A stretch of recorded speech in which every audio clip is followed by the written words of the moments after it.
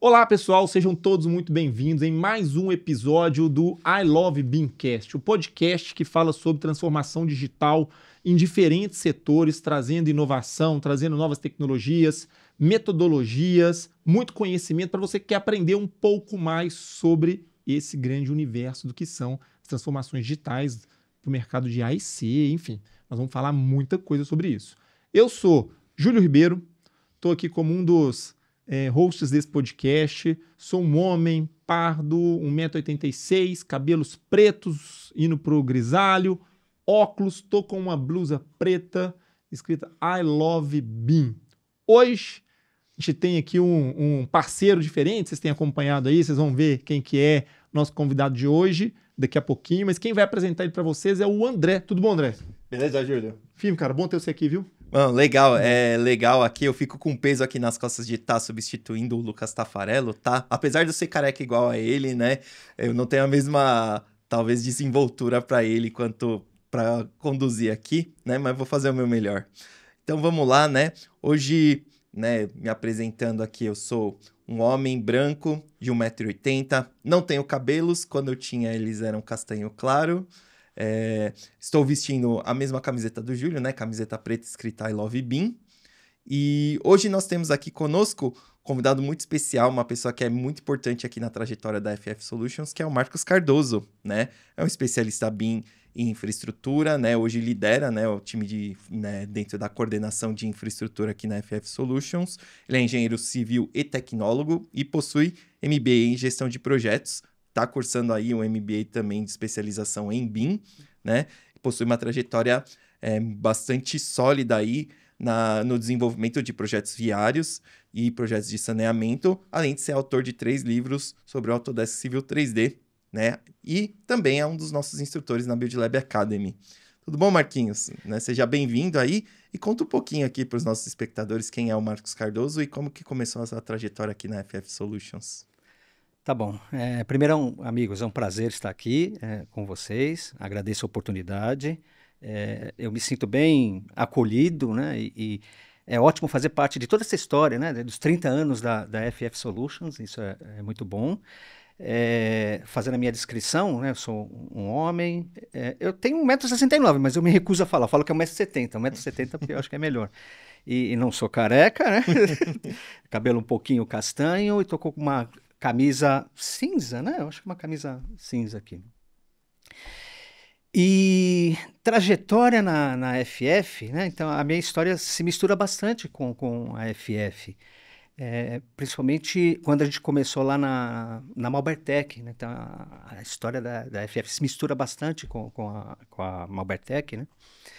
E a FF, como todos já devem saber, né, nasceu lá da parte de tecnologia de uma empresa de engenharia lá da Malbertec, né? Então, eu trabalhava na ocasião ainda com prancheta, né? Não sei se a gente vai tocar nesse tópico de prancheta, se é da prancheta para o BIM ou se é do AutoCAD para o BIM. E a Edna, né, ela que me acolheu, né? Eu acho que ela viu esse potencial no jovem Marcos do passado, né? Ela viu esse potencial e me acolheu e deu essas oportunidades, né, de poder trabalhar com infraestrutura, trabalhar com o famigerado Civil 3D, né, que a gente gosta bastante. Deixa eu te fazer aqui só para situar o nosso ouvinte aqui, quem está nos assistindo. Edna, fundadora da FF Brasília. Isso tem quanto tempo? Hoje, né, assim, no ano de 2025, a FF faz 30 anos. 30 anos. Em que momento essa sua trajetória pessoal, profissional se encontra com a da empresa? É uma boa pergunta, porque eu conheço os fundadores da FF Solutions antes de ter a FF Solutions. Então, eu conheci a Edna lá nos anos... A viagem no tempo agora, né? 1980, né? Então, lá, conhecendo a Edna, lá na Malbertec, e ela trabalhava ainda com engenharia, mas depois ela, né, foi transferida para o setor de tecnologia lá da Malbertec. E eu, né, comecei lá na prancheta. O legal da história da Malbertec é que era uma época da engenharia, final dos anos 1980. Nossa, eu já estou me sentindo velho aqui, hein? Mas vamos lá. Em 1987, 88, 89, a Malbertec ela tinha uma estruturação bacana, como a gente tem feito aqui também na FF, que é os jovens aprendizes, né? Então havia uma formação, né? Eu era um office boy, né? Na época lá, e eles davam essa promoção, né? Percebiam o interesse dos jovens aprendizes em poder trabalhar com engenharia, trabalhar com desenho. E não tinha, né? Era uma época que não tinha AutoCAD, não tinha internet, era um mundo muito mais diferente, né? Mais devagar, mais orgânico, né? Então, na Malbertec, eles pegaram os jovens rapazes lá e promoveram, né, para um curso. E o curso era assim, era para perceber mesmo se as pessoas, se os rapazes estavam afim mesmo de ir adiante. O curso era na hora do almoço, eles esticaram o horário do almoço para 1h30 de almoço. Então, você almoçava em meia hora, né? E estudava lá, pegava lá um projetista e dava aula para a gente, técnicas de desenho, de engenharia e tudo mais. E aí você tinha que se dedicar, almoçar rápido, ir lá, estudar. Eu lembro que um dos rapazes lá, ele morava longe e tudo mais, ele até dormia lá na prancheta, lá quando eu estava aprendendo lá, né? E aí teve essa promoção, e aí a gente foi elencado para trabalhar com engenharia na prancheta. Eu lembro que era fantástico, né, trabalhar. Você tinha um curso técnico? Você tinha uma graduação científica? Qual que era a sua forma? Você estava em que área para cair nesse mundo? Então, assim, é a primeira oportunidade que veio, que é assim, eu era um jovem rapaz lá de quartel, de 18 anos, estava ainda no sistema lá para entrar para o alistamento. Mas já tinha essa formação inicial na Malbertec. Então, a minha formação, assim, era só técnico, né? Fazia colegial técnico na hora, né? Então, eu fiz informática, que na época era Basic e COBOL, olha só, né? Mas aí eles perceberam a Malbertec e elencaram algumas dessas pessoas para subir para a engenharia. Começava como desenhista, chamava desenhista copista, né? Que depois a gente chamou de cadista, né? Na era do CAD. E aí promoveram e aí eu comecei a minha carreira. O interessante, acho que ninguém sabe disso daí, que eu comecei a estudar lá na Malbertec, era na área de estruturas. Então eu comecei fazendo a parte de forma, armação, desenho bem de armadura e tudo mais. Mas aí o dinamismo lá da Malbertec, né, acho que começou a surgir mais oportunidades na área de saneamento. E aí fui transferido para a área de saneamento, fiquei um bom tempo lá e finalmente fui, né, transferido para a parte de transportes, né, na parte Legal. de transportes. E nesse momento da área de transportes, que aí já era começo dos anos 90, e a Malbertec investiu muito nessa parte de tecnologia na época. Estava fazendo a transição, né, para o AutoCAD. Então, lá da prancheta para o AutoCAD.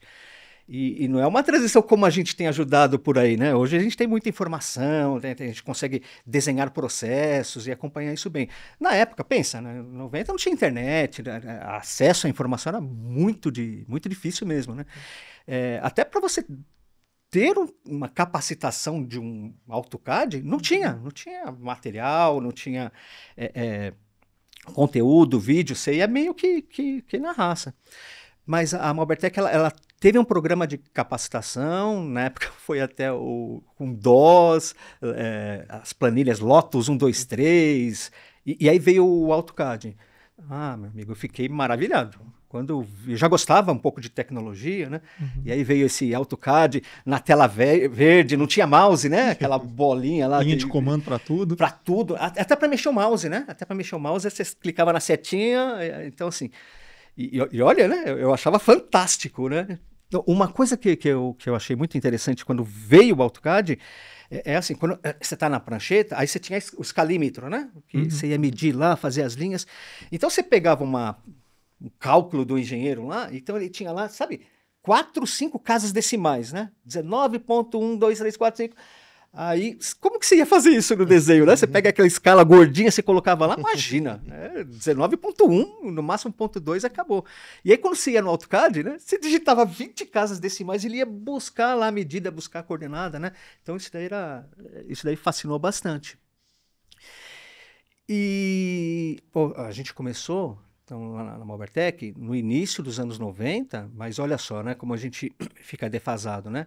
A primeira versão do AutoCAD, acho que foi em 1981, a primeira versão do AutoCAD. Então, para ver, né, como demora, né, para chegar a tecnologia, né, full aqui para a gente, né, a adesão. Muito bem, aí eu estava trabalhando na área de transportes lá da Malbertec, e aí, né, conheci uma jovem senhora, que é a fundadora, a dona Edna, né? E aí ela mapeou, ela viu essa oportunidade, né? O André conheceu bem a Edna, então ela chegou, Marquinhos, né? Eu estou vendo que você está trabalhando aí, né, com AutoCAD. Você não quer tentar fazer isso que você está fazendo no AutoCAD aqui nesse software aqui? Ela me deu um DVD, né? Já era um DVD lá do Civil 3D. Falei, beleza, vamos tentar, né? Era o projeto do Rodonel lá, né? Então, estava tudo em 2D, tudo linha, né? Eu comecei, né, transportar, como estudo ainda, não ia entregar nem nada, mas uma forma de estudar o comportamento do software, né? Ela pediu para fazer uma análise, né? Era transformar aquilo em 3D, já tinha corredor, já tinha superfície, essa tranqueira toda do Civil 3D. E aí o resultado foi bom, porque gerou modelo 3D, né? Gerou plantas, perfis, né? E aí a Edna já, opa, vem cá, Marquinhos, né? Vem cá, vamos treinar o pessoal aqui na Malbertec. Então a gente fez um programa também de capacitação lá, mesmo em CAD, né? Quando a gente estava no AutoCAD ainda, a gente estava também ensinando o pessoal a ser mais produtivo, o guia de produtividade que a gente tem hoje, né? Que é na FF. Depois disso, então, aí a Edna começou a me convocar para coisas pequenas. Então, eu era PJ, estava permeando entre início da FF. Início não, a FF já tinha lá uns seus 5, 6 anos de vida, né? Mas ela me chamava para, eventualmente, fazer alguma apresentação, dar algum treinamento, né?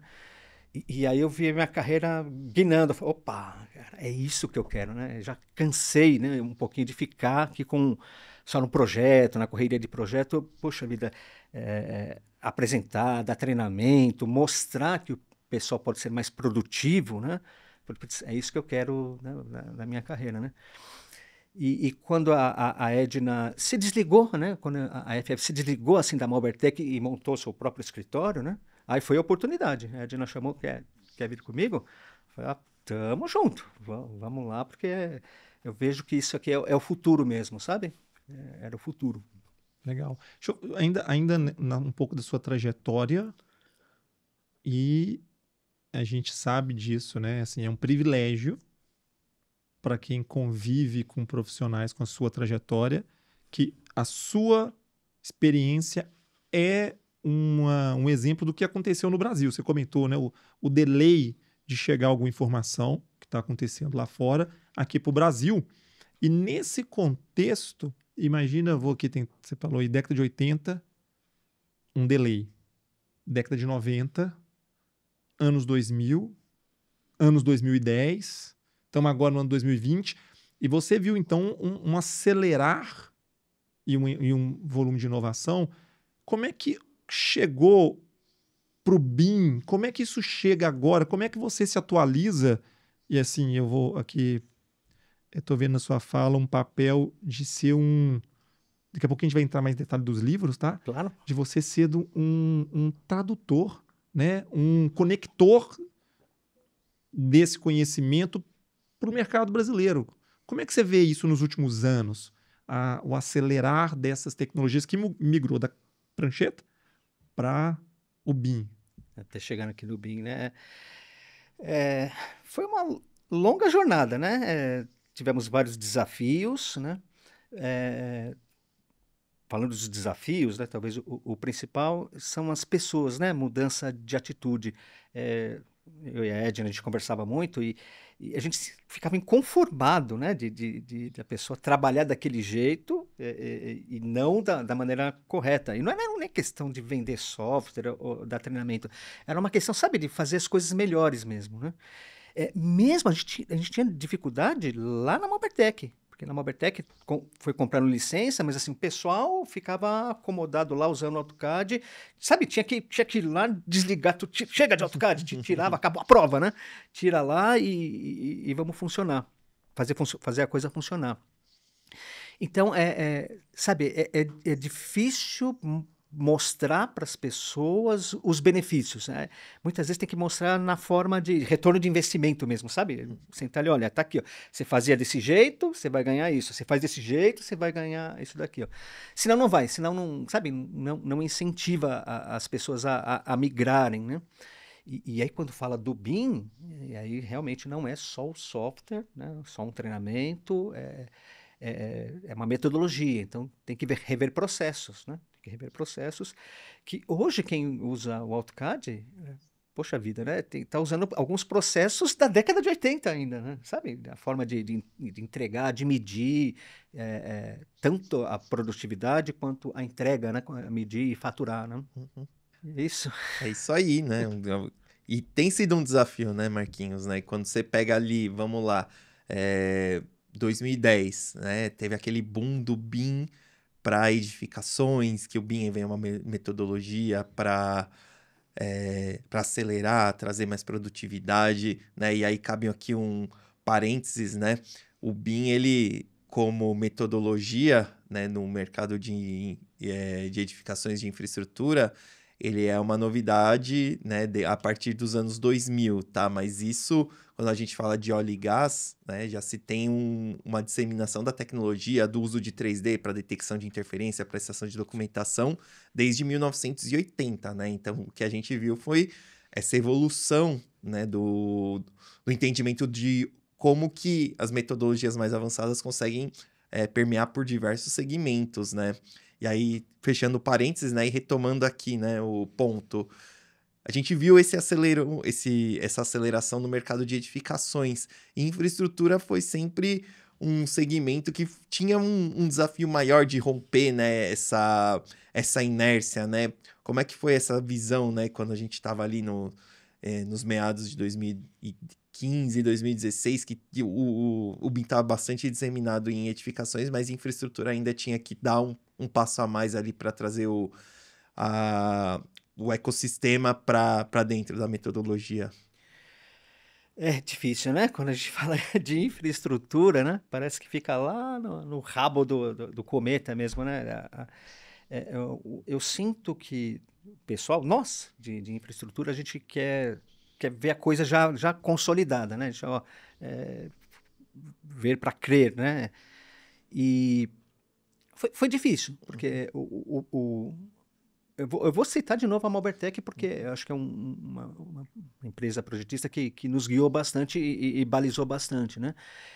Quando a gente estava na Malbertec, não tinha preocupação hoje desse investimento que tem na tecnologia. Investia, de fato, então, mas ia lá, comprava um software e largava lá e muitas vezes capacitava as pessoas e ficava lá, 5, 6, a mesma versão do software, né? Sabe?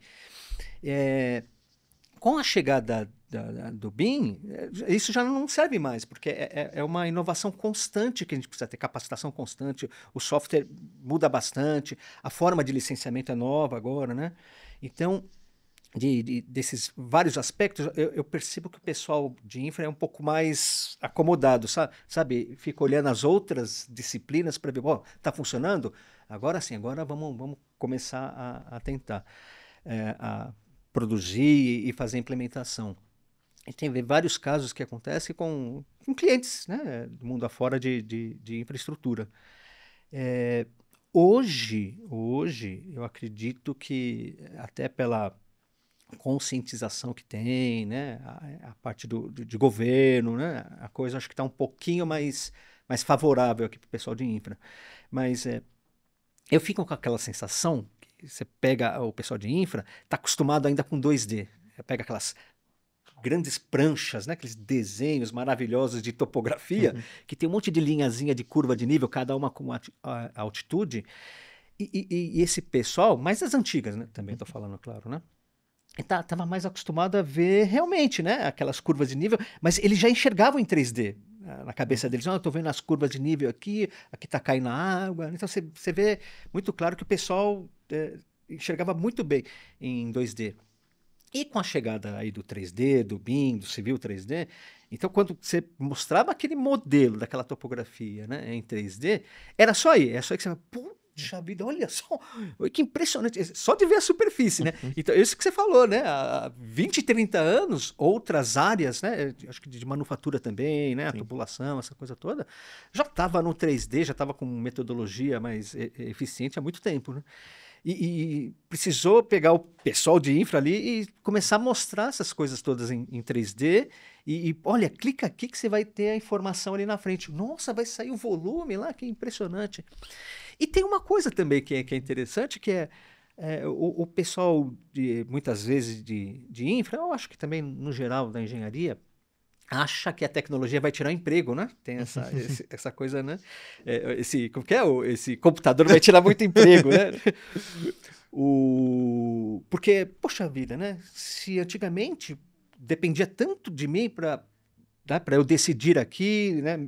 Mexer aqui, dependia estava tudo na minha cabeça, mas dependia da minha pessoa. E com a chegada aí, né, do BIM, a coisa não é só de você, depende de várias partes envolvidas, né? A informação está ali no modelo, né? A forma de extrair, né, a gente reproduz e tudo mais. Mas assim, qual que é o meu papel? Né? Acho que o pessoal pensava muito, né? Qual que é o meu papel? Eu não quero implantar isso daí não, vai tirar meu emprego, sabe? Tinha esse tipo de atitude que, olha, amigos, acho que acontece até hoje aqui, Se trouxer a IA para essa conversa, hoje em dia é isso, né? É exatamente isso. A gente está vivendo um momento de que as pessoas estão entendendo que a tecnologia do momento ameaça o que ela fazia. O pensamento, né? Ela vai tirar todo o meu pensamento aqui que eu tinha aqui, a minha importância, talvez, né? E não é isso, né? A gente sabe que é justamente o contrário, né? Você tem que jogar a favor, tem que usar a inteligência artificial ao seu favor, né? E dá para fazer isso muito bem, né? Então, tem muita resistência, acho que por isso que ficou a infra para trás.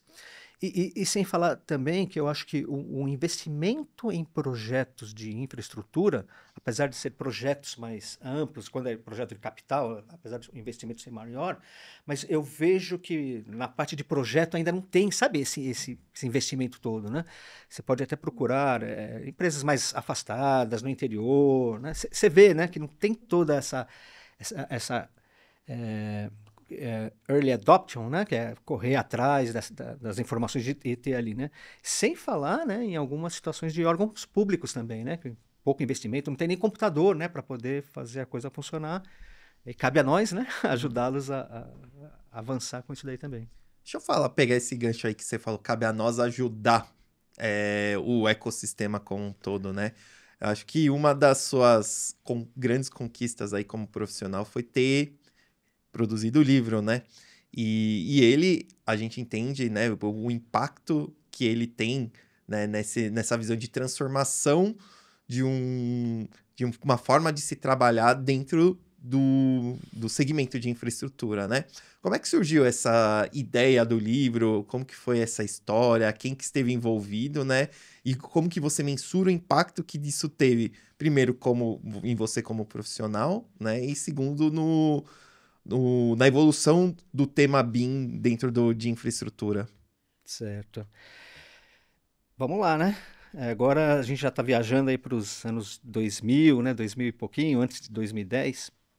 O livro, né? Então veio eu e a Ed, a gente sempre teve essa ambição, essa vontade de ter um material, porque a gente preparava apostilas, sabe? Apostilas assim que já era praticamente um livro, sabe? Eram completíssimas, né?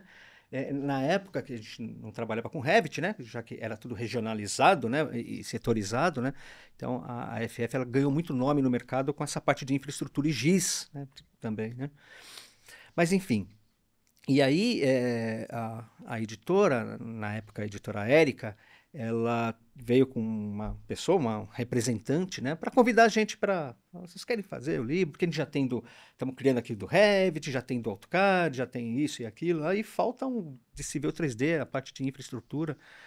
Aí conversei bastante com a Edna, a gente, né, vamos lá, vamos fazer, né?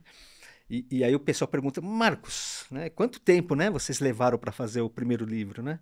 Então é assustador, né? Porque eu somo 8 anos para fazer esse primeiro livro, porque foi uma coletânea do que a gente já tinha, antes de apostilas do Civil 3D, de 2008 até 2012, 13, então, né? E o restante foi produzindo a próxima versão do livro. A primeira versão é sempre muito difícil, porque você vai num ritmo muito devagar, porque você está aprendendo, sabe, a fazer, como escrever, como que tem que ser a linguagem. E havia muitas regras na época lá para captura da tela. Então, eu abri a tela lá, escrevia, estou fazendo uma atividade aqui, deixa eu dar um print. Hoje tem um monte de ferramenta ali que você vai, dá um print screen ali, cola, né?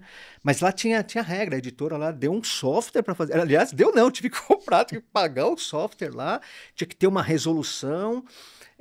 O livro, as imagens são em preto e branco, né? Então, assim, já tinha que coletar ela já em tons de cinza ali, né? E tinha que pôr nome, tinha que ter uma estrutura de pastas para ela, já certinho. Assim, então, foi bem difícil o primeiro livro para montar.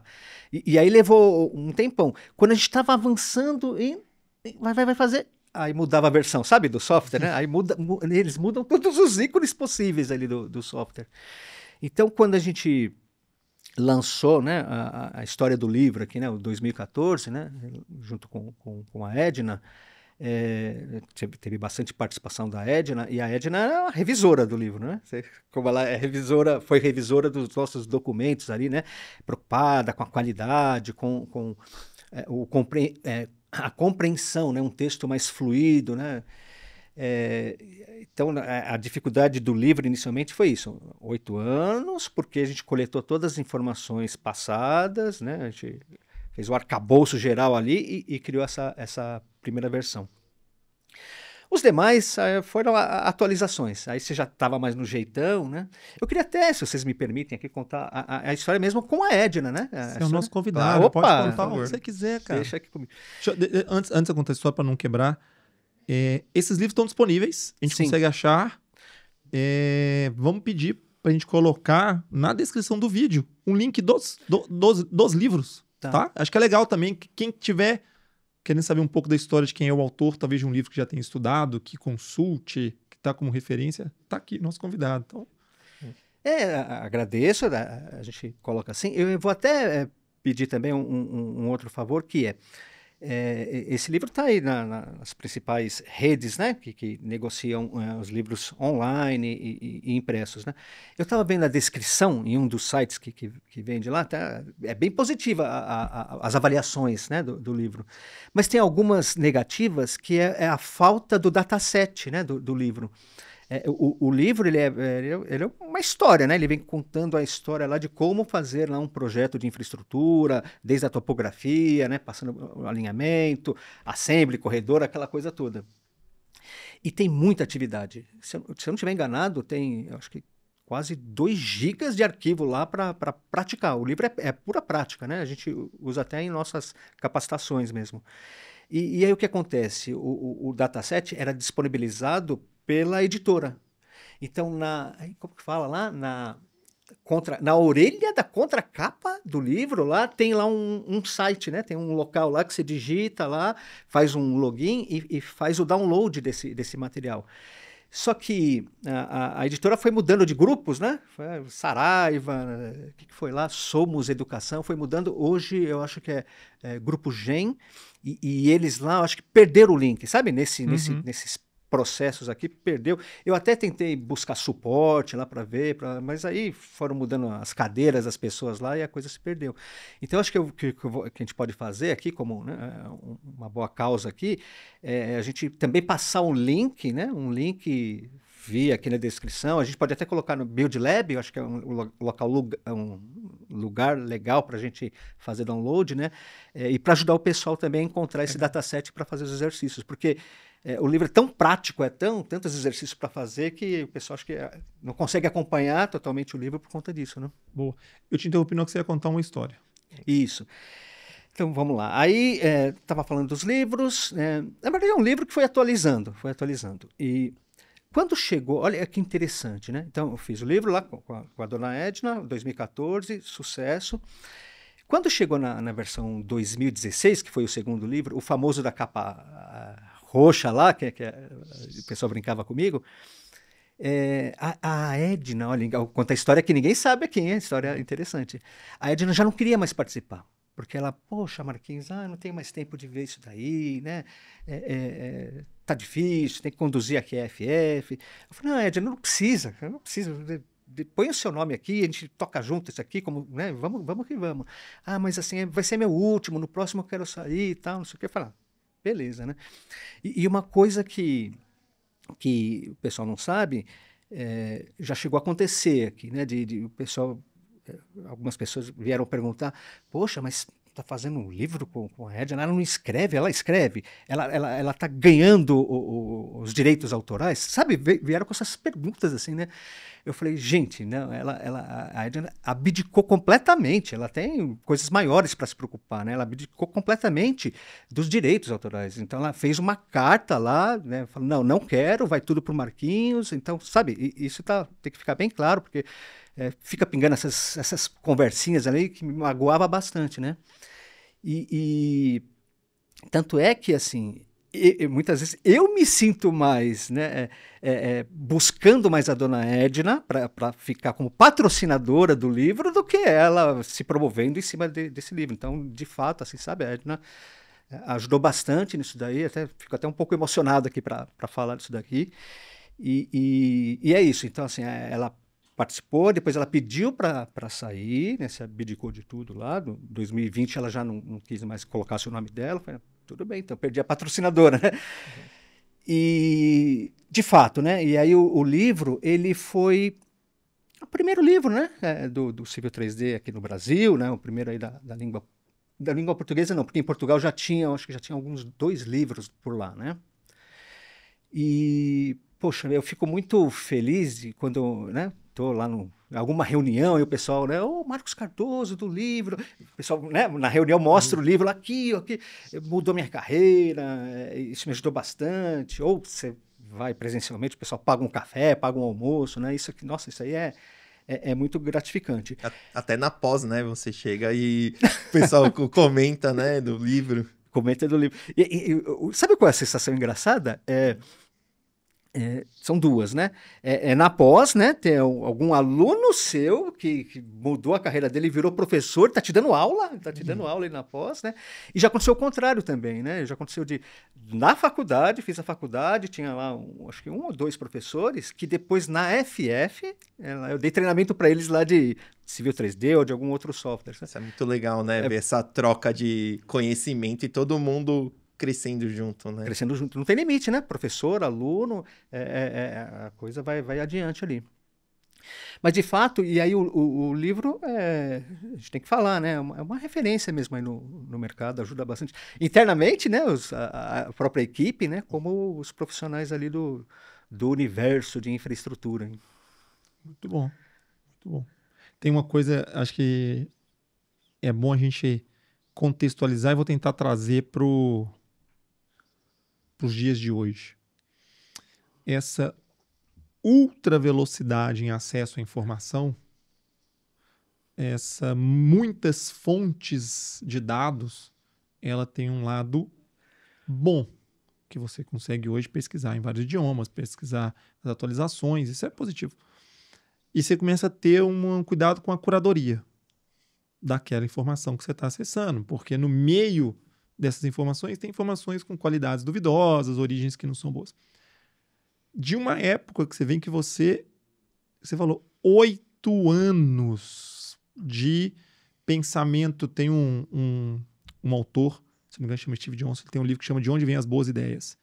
E uma das linhas que ele mapeia das boas ideias chama-se o pensamento lento, que é quando você começa a fazer algo, aquela coisa que tem um tempo de maturidade, ela dá um esforço, você retorna, você avalia, você critica. Então é legal, sua trajetória, ela passa por isso, né? Para que hoje seja uma referência, né? Não é assim, um estalar de dedo, não é um trimestre, né? São 8 anos, isso é legal. Apesar de que a gente tem muita facilidade de informação hoje para acessar informações de maneira mais rápida. Quer dizer, essas coisas não são incoerentes. Essas coisas mais rápidas têm que consultar algo que alguém fez, né? Um alicerce que alguém fez. Isso. Muito legal, muito legal.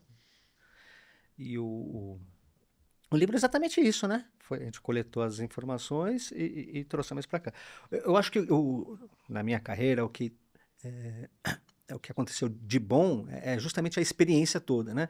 E ter conhecido lá o processo manual mesmo, né? Na prancheta, depois passou para o CAD, né? Teve essa transformação, e agora para o BIM. Então, isso me balizou bastante, sabe? Como poder passar a informação para o pessoal, como explicar como deve ser feito nos materiais e no livro. Né?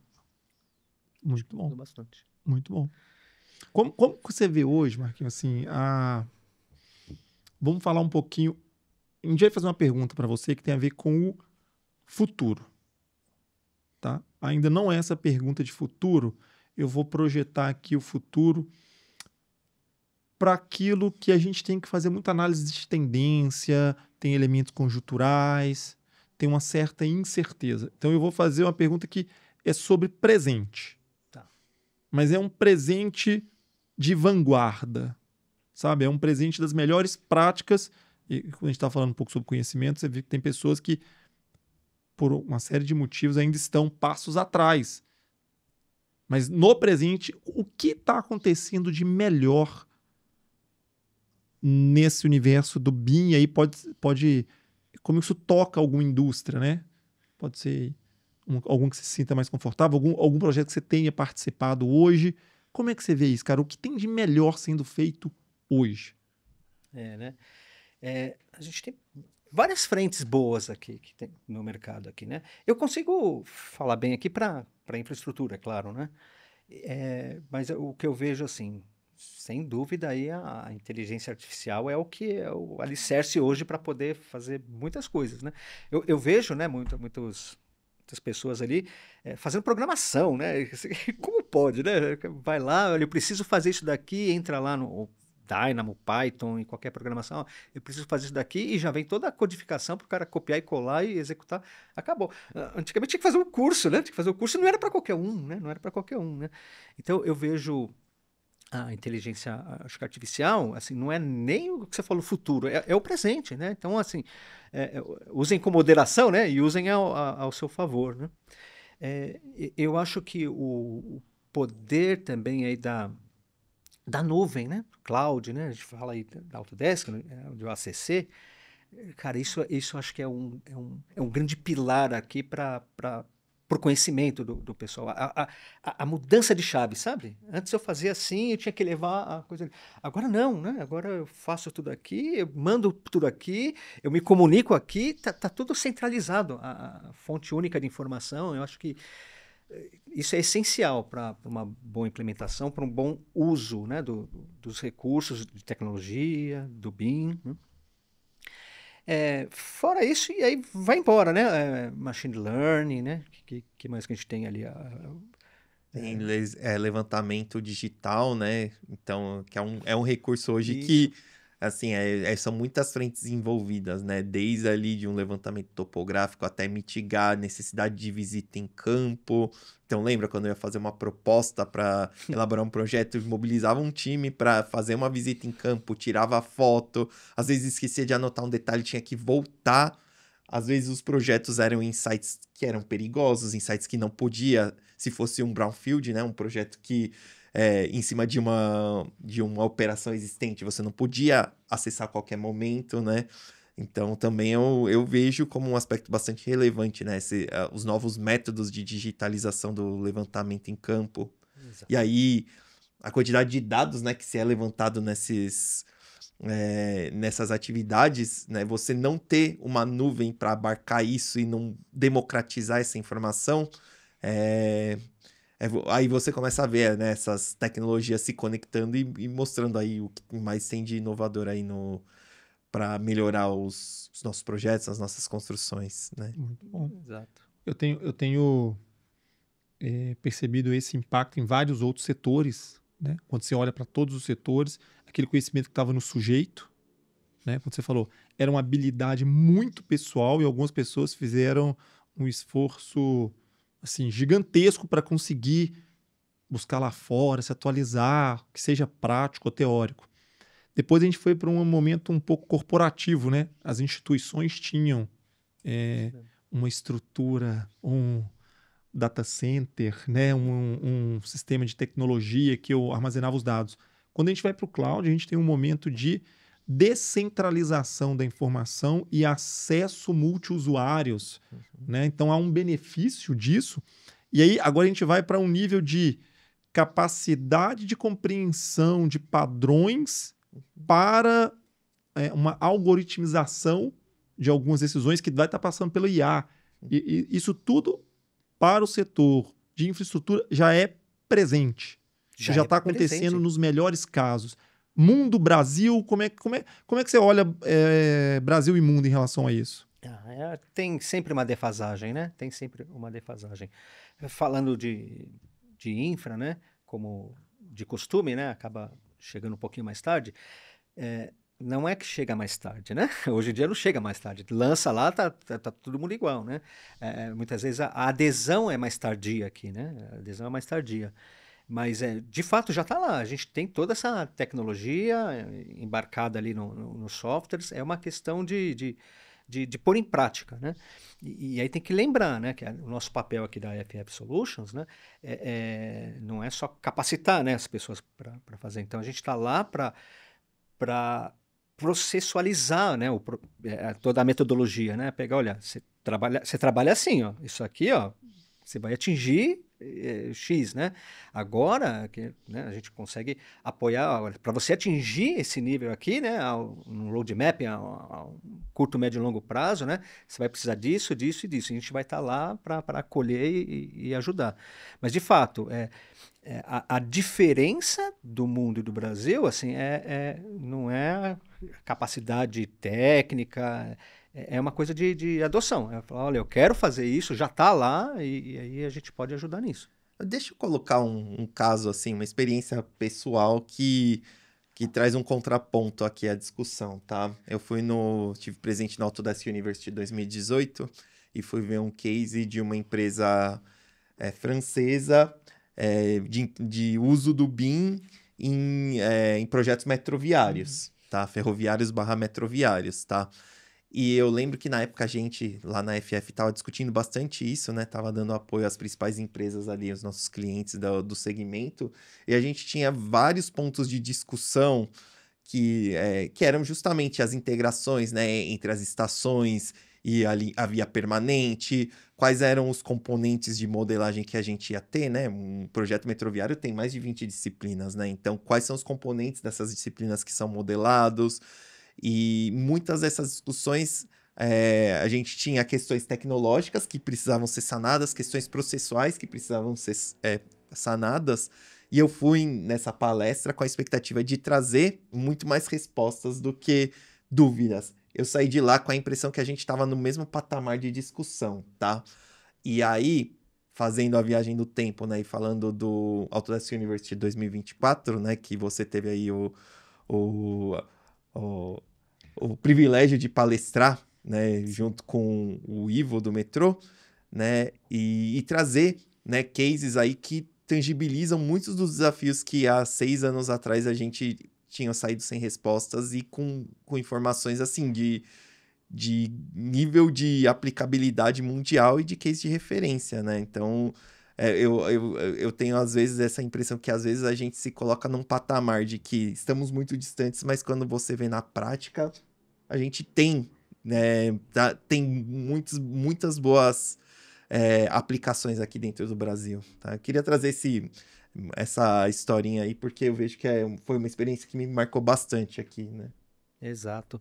Um exemplo disso, quando participava do evento internacional do Country Kit Brasil, que é, né, todos os anos lá na Europa, eu também não sentia por baixo do pessoal, não. Então, estava lá o pessoal de vários países, né? É claro que tinha alguns que se destacavam mais, né? Acho que nem tinha um americano lá, né? porque ele era diferente, era de casa. Mas assim, a gente não tinha um destaque da Alemanha, Bélgica, mas os outros ali, tinha Polônia, até da Espanha, Portugal ali, a gente estava com como fala, a estrutura do CounterKit, de bibliotecas e templates, sabe, superior muitas vezes em conteúdo, sabe, em conteúdo e qualidade também ao de outros países. Então, eu falei, poxa, não tão mal não, é questão de ir lá e fazer, sabe? Marquinhos, só para fazer um parênteses aqui, explica um pouquinho para nossa audiência o que é o CounterKit Tá bom. do Civil 3D. Não, claro. O CounterKit, então, é um plugin que você instala no software, instala no Civil 3D. Então, por enquanto ele é separado, você instala o software do Civil 3D, vai lá na página de suporte da Autodesk, faz download desse CounterKit Brasil, vão ter CounterKits de vários países. Você pode instalar também de outros países, mas ali a biblioteca e template fica, né, com a língua, né, o idioma, né, original do outro país. Mas enfim, aí você instala e aí vai criar um ícone na tela no desktop lá, Civil 3D 2000, ele é versionado, tá? Então se eu tenho o Civil 3D 2024, eu tenho que instalar o CounterKit correspondente 2025 e daqui a pouco 2026, tá? Então ele é versionado. O que acontece, então, é um pacote de bibliotecas e templates, de conteúdo, que você, iniciando pelo ícone do Civil 3D, ele vai abrir o software, o Civil 3D normal, no idioma que você instalou ele, que tem em português e em inglês, só que ele vai iniciar, na inicialização, ele vai abrir um arquivinho de template do Brasil. E lá dentro, diferente do Metric, né, do ícone do Civil 3D no sistema Metric, que lá vai estar em inglês, no CounterKit Brasil, você já vai contar lá com carimbo, com a descrição dos nomes, né, alinhamento, perfil, com os labels todos em português, sabe? Tudo localizado. E o legal do CounterKit, porque não é genérico, né? Ele tem vários templates por disciplinas, né? Por ramo de atividades, assim, né? Então tem template para projetos de metroferroviários, templates para projetos de estrada, projetos de saneamento. Então você vai lá, clica no Civil 3D, tem que instalar, não dá para... Principalmente quem está iniciando e não tem uma biblioteca, template, né? É muito recomendado instalar o CounterKit Brasil e iniciar com ele.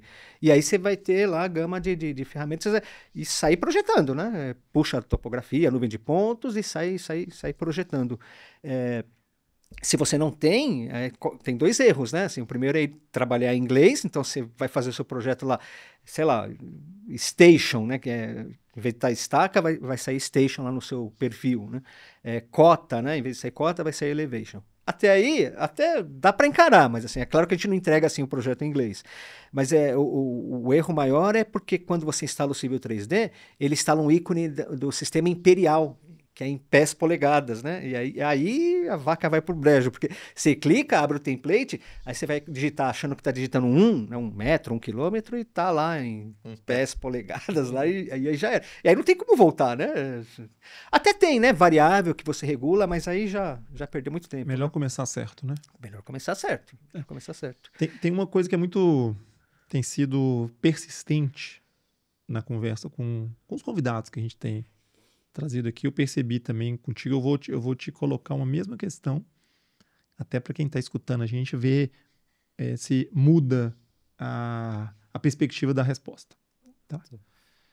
Vamos pensar aqui em 3 dimensões de, primeiro, pessoas, depois processos e depois tecnologia. Essa tríade. Então, como que você vê do ponto de vista tecnológico? Você comentou, a tecnologia chega quase que ao mesmo tempo. Então, a tecnologia tá aí, né? Tá aí e avançando. Os processos têm a ver muito com uma maturidade das organizações, uma maturidade de algo que eu vou chamar uma cultura de institucionalizar boas práticas. E eu chego no nível da pessoa, que é quão disposto, né, quanto de energia tem. Como é que você vê essa tríade de pessoas, processos e tecnologia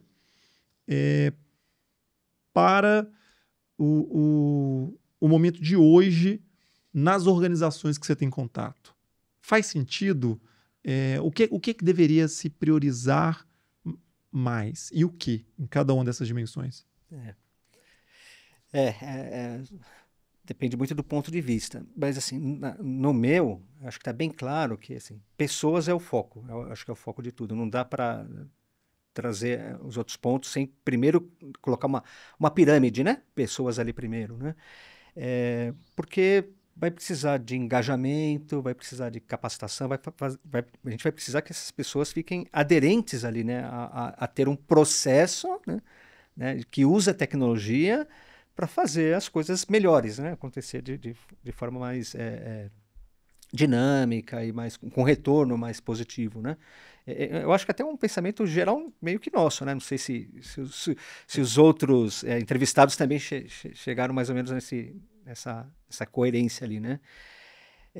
Mas é isso. Então, assim, para cada um desses pilares, né, que a gente trabalha muito bem, né, na FF, né, com as nossas implantações, né, precisa ter uma estruturação, né? Precisa ter uma programação do que precisa se trabalhar, do que precisa se trabalhar ali para fazer a coisa funcionar ou virar a chave. Eu acho que muitas vezes, né, é a pessoa ali mexer nas pessoas, vira a chave para que funcione os processos, para que a tecnologia, né, entre no seu dia a dia, né?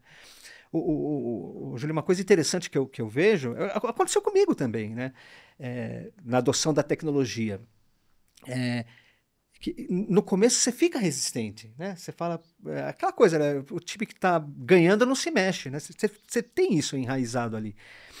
Mas e aí você vai lá, você fala, não, eu vou avançar, vou ser persistente aqui, né? Então, primeiro você começa, porque estão mandando, né?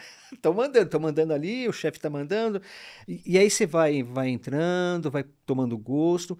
Chega uma hora, se você faz um processo bem estruturado para fazer essa implantação, que você nem percebe, você fala, ué, já foi. E o resultado é muito rápido, porque no seu primeiro projeto, vai que seja o segundo, primeiro você aprendeu, você adaptou, né? Vem um pensamento muito claro, você fala, poxa, por que eu estou fazendo isso agora? Por que eu já não fiz isso daqui há 10, 20 anos? Sabe, isso fica evidente que você fala, nossa, eu preciso falar isso para outras pessoas, eu preciso avisar o mundo que é assim, né? E aí esbarra nas pessoas, né? Sempre vai esbarrar nas pessoas. Eu acho que é isso. Acho que pessoas é o ponto focal para todos esses pilares aqui que a gente conhece. Muito bom. Não sei se o André quer colocar alguma coisa. Não, perfeito. O que você disse está 100% aí de acordo com o que a gente tem trabalhado. Se algum outro entrevistado disse diferente, reveja o que ele disse, porque aqui o Marquinhos tem... Né? Manda ameaçar a família, né?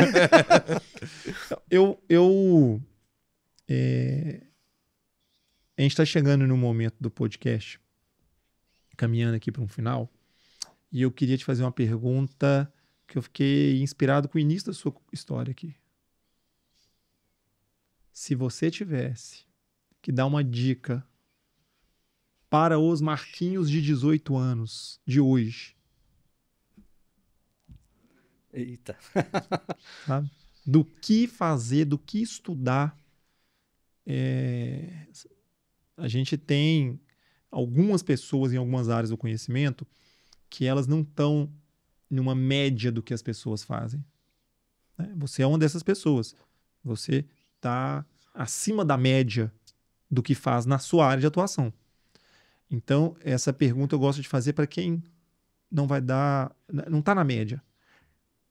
Um monte de gente que hoje está começando a carreira, está entrando para fazer um curso superior, está terminando o colegial de antes, hoje o ensino médio, e pode se interessar por essa área. O que você diria para essa pessoa hoje? Eu acho que a pessoa tem que gostar. Eu acho que o primeiro ponto, ela tem que vestir. Não é fazer ou porque está na modinha, ou porque mandaram. Eu acho que o primeiro é gostar. Você tem que, né, gostar. Gostei? Beleza. E aí, assim, vai fundo. Não desistir, porque vai ter muitas pedras ali no meio do caminho ali que tem que persistir. Desistir jamais. Que você vai alcançar o objetivo, sabe? Assim, fazer o que gosta, e não desistir. E quem sabe vem trabalhar na FF, né? Olha só. Tá precisando contratar a gente? Como é que tá? Como é que tá? Olha, Não, é assim, é que essa pergunta tem um pouco a ver com... Eu vou trazer aqui um tema que é um conhecimento de quem está começando a carreira, de que a influência sobre o que é carreira, onde eu posso trabalhar, às vezes é conduzido por coisas que estão mais na moda, são mais, né, atrativas sobre uma perspectiva das redes sociais e tal. Mas essa carreira hoje tá fácil encontrar? Se tivesse, recebe bem? Como é que você vê isso hoje? Nossa, o mercado, eu vou falar de novo na cadeira aqui de infraestrutura, né? A gente está muito deficiente. Tá difícil de encontrar profissionais já de voo pleno ali, né? A gente consegue achar alguns, mas ali já estão meio que trabalhando em empresas e fica difícil. Então a gente tem costumado formar, né, pessoas aqui, ó. E é um ponto interessante, assim, porque mercado de infraestrutura, BIM, né, tecnologia, né, essas palavras unificadas aqui, o mercado está bem carente por aí, né? A gente sente isso na pele, né, o André, até para nos ajudar aqui a compor o time para executar, né, nossos projetos aqui, né? Legal, muito bom. É uma carreira boa para seguir aí. É uma carreira boa para seguir. Muito bom, fica a dica. Fica a dica. Uma pergunta... lembra que eu tinha falado sobre o futuro? A gente falou sobre um futuro real, né? Agora, eu queria fazer uma pergunta que é o lema da FF esse ano é projetando o futuro. E agora eu quero fazer um exercício de projetar um futuro para que haja um certo risco na resposta. O que é o risco na resposta? Sabe aquele futuro para além do óbvio? Se você tivesse que... Olha, o que eu enxergo, não tenho certeza, mas onde que daqui a 5 anos, 10 anos, entre 5 e 10 anos, você acha que a gente vai ter chegado nessas conjunturas todas que estão acontecendo, nessa área que você vem estudando nos últimos 30? Como é que você projeta esse futuro? Eu penso muito quando falo em projetar o futuro, consolidar o presente, né? É o que eu estou pensando aqui, as ideias que eu estou tendo aqui, e eu vou projetar elas, então, assim, o meu futuro é consolidar o presente, e aí, de vários fatores, né? E é isso, eu acho que você consegue, né, construir o seu futuro, né, consolidando o seu presente. O seu presente, né, hoje aqui, ele tem que ser sólido, né? Ele tem que ter, você projeta ele, que é o grande lema aqui da FF desse ano, né? Eu penso nisso daqui, sabe? Mas daqui a 10 anos. Daqui a 10 anos, o que vai estar acontecendo? É uma pergunta de risco, é uma pergunta... É de risco mesmo, né? É uma pergunta que ela não é... Ela é... E pode ser não ter resposta, viu, Marquinhos? Assim, pois é, né? pode não ter resposta. Você acha que tem algo que você fala... Você falou de IA. Tem algo que está vindo para além do BIM? Já há algo que está se juntando? Eu acho que a gente vai estar muito mais... integrado, acho que o futuro é isso, é uma integração de vários sistemas, de vários sistemas e processos. Eu até falo assim, quando a gente era criança, a gente pensava muito, falava do futuro, né? E tinha até o filme De Volta para o Futuro, a gente pensa em carro voando, né? Nossa, carro voando, agora já tem carro autônomo, elétrico, essa coisa toda, né? Então, assim, eu não vou viajar muito, mas assim... E eu sei que em menos de 10 anos a gente vai ter, sabe, os sistemas mais integrados, né? Eu até enxergo o software, né? Uma EC Collection, por exemplo, né? Eu posso estar viajando aqui, mas vai ser uma plataforma única ali, né? Vai ser uma coisa única que, sabe, você põe a moedinha ali para usar, vai ser por uso, vai estar na internet, você não vai precisar ter aqueles mega computadores, aquele baita investimento com computador que vai deteriorando, né? É rápido, né? A coisa evolui muito. Então, eu vejo o sistema muito bem integrado com a informação toda ali. Você pinga lá e usa a tecnologia do jeito que você precisa. Eu vejo isso daí, sabe? Uma integração mesmo entre software, sistemas, os processos. Acho que eu vejo isso mais no futuro. Legal. É um risco, né? É um risco, mas a tendência eu acho que é bem parecida. Não, tem uma coisa legal quando a gente fala de cenários, é que quem tem, às vezes, pouca pouca fundamentação para entender o que trouxe até aqui, chuta e projeta coisa com menos responsabilidade, né? Porque, isso aí. então, por conhecer muito, é normal ter Essas ramificações ali, né? pá, você pode ir para aqui, pode ir para lá, muito legal. Eu tô satisfeito, André. Você quer fazer alguma última pergunta? Não, foi muito legal aqui ouvir, né, os seus depoimentos, alguns emocionantes, alguns bem leves, tá? É sempre um prazer conversar contigo, Marquinhos. Foi muito bacana. Tem algo que você gostaria que a gente tivesse te perguntado? Tem algo que você fala, pô, eu tenho uma história legal para contar aqui que você queira trazer? Eu queria que cortasse a parte da prancheta, porque minha idade aqui vai acabar, eu vou entregar minha idade aqui, né? Pessoal, não, acho que foi ótimo. Coloca a imagem da prancheta, que é uma prancheta aqui embaixo. Para saber o que é, né? Talvez no outro podcast a gente explica o que é a prancheta, né? Muito bom. Não, mas foi ótimo. Agradeço aqui a participação, viu? Foi um privilégio mesmo.